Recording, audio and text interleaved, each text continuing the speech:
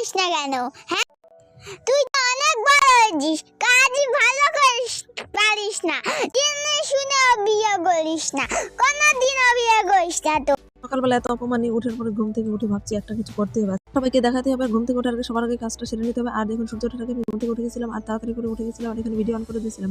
দাঁড়াও দাঁড়াও দাঁড়াও, যাই না ধোস, ওই ভিডিওর দাঁত মেরা সে ভাবছি এখন সুন্দর একটা ভিডিও করে রাখবো, লোকের দেখাবো আমি কত কাজ পারি, দেখো আমার কত সৌভাগ্যটার আমার হলো না। ঝপ করে চলে গেলো ভিডিওর মধ্যে, আর ভিডিওর মধ্যে যাওয়া মাত্র ভিডিও দাঁত মারা শেষ। এবারে কাজ পারে না সাতার মাথা, গাল ভর্তি শুধু কথা কথা কলেই হবে না, কাজও করতে হবে, হাতও চালাতে হবে। যে হাত চালাচ্ছিলাম খুব স্পিডে, কারণ আমার হাতে সকালবেলা কাজ আছে। আর এত সকালবেলা ঘুম থেকে উঠেছি, আমাদের বাড়িতে আমি আমার মা আর কেউ উঠেনি।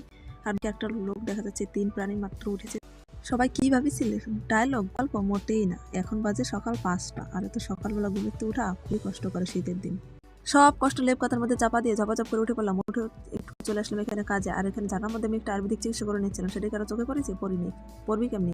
কথা হচ্ছে এমনই, যার রূপ আছে তার গুণ নেই, যার গুণ আছে তার রূপ নাই। আসলে কথা হচ্ছে ওটা না, কথা হচ্ছে লালটা, কথা হচ্ছে মেন পয়েন্ট এটাই। এখন তোমার যতই গুণ থাকতে পারে, কিন্তু তুমি এই পরিষ্কার করার কাজে কিন্তু তোমার কোনো ভূমিকাই নেই। তুমি ভাবি দেখো তো, যাটা ছাড়া কিন্তু তুমি সকালবেলা পুরো কিছু কল্পনা করতে পারবে না, কারণ যতই তুমি পরিষ্কার হওয়ার যাই হোক। আমার মতো সব মেয়েদের সকালবেলা উঠলে ঝাঁটা দিয়ে এদিকে একখানে বাড়ি ওদিকে একখানে বাড়ি না দিলে ঘর বাড়ি পরিষ্কার হবেই না, সুন্দর হবেই না, সে তুমি যতই পরিষ্কার করে রাখার চেষ্টা করো না কেন।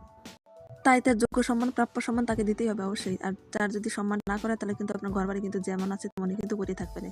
তার চেয়ে ভালোই বেলায় তাড়াতাড়ি করে তার যোগ্য সম্মান দিয়ে সকালবেলা এদিকে খানা বাড়ি ওদিকে খানা বাড়ি দিয়ে পরিষ্কার করে নেও ঘর বাড়ি।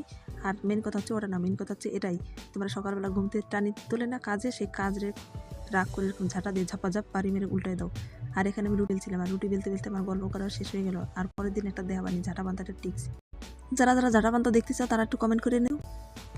এদিকে বকবক করতে করতে আমার চালের একটা রুটি পুরো কমপ্লিট। এই যে দেখুন, আমি পুরো মানচিত্র করে ফেললাম, ভারতের মানচিত্র। যাই হোক, একটা এটা হচ্ছে ভারতের মানচিত্র, এরপর এটা যেটা হবে সেটা কিন্তু পশ্চিমবঙ্গের মানচিত্র। আপনারা দেখে কিন্তু কেউ হাসতে পারবেন না। আর এটা চালের একটা রুটি, এটা কিন্তু গায়ে প্রেসার দিয়ে করা যাবে না।